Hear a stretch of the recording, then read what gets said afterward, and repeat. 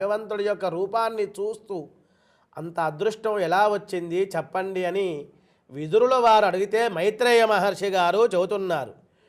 అయినా పూర్వం దేవతలు ఇటువంటి ప్రశ్ననే అడిగారు. ఈ ప్రశ్ననే బ్రహ్మగారిని ఆ సమయంలో నేనున్నాను అంటున్నారు మైత్రేయ మహర్షి. దక్ష ప్రజాపతి కుమార్తె దితిని మరీచుని కుమారుడుని కశ్యపుడితో వివాహం చేశారు. ఒకానొక సమయంలో భర్తతో సంగమించాలి అనే విషయం వచ్చింది. ఆ ఆరాటం కలిగింది, ధ్యాస కలిగింది. అదేమో సంధ్యా సమయం. అందుకనే మంచి చెడు విధి నిషేధాలని చెప్పబడ్డాయి. ఈ సమయంలో పూజ చేయండి, ఈ సమయంలో భార్యతో ప్రియంగా ఉండండి, ఈ సమయంలో మీ ధర్మాన్ని ఆచరించండి అని చెబుతూ ఉంటారు.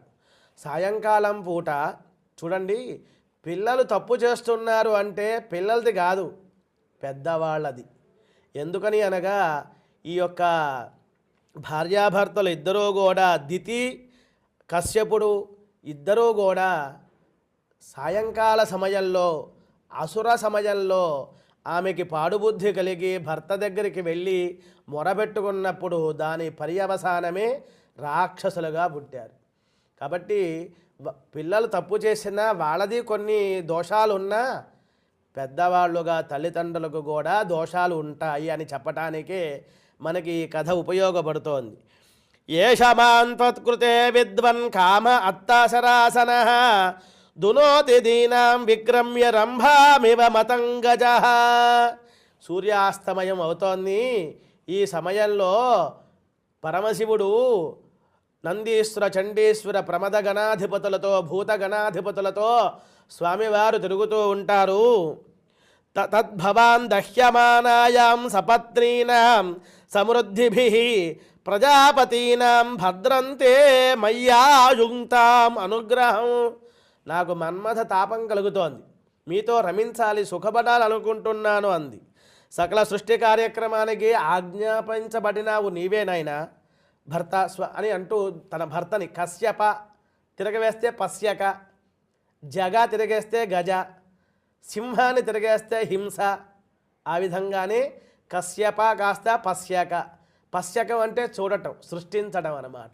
కనుక కశ్యప ప్రజాపతి, అయ్యా నీకు నమస్కారము, నేను నీ భార్యను కదా, నేను అడిగిన సమయంలో నీవు రావాలి.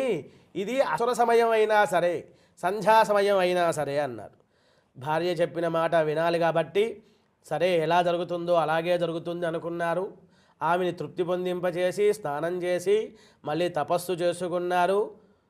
వారి యొక్క దోషాన్ని తొలగింపచేసుకున్నారు.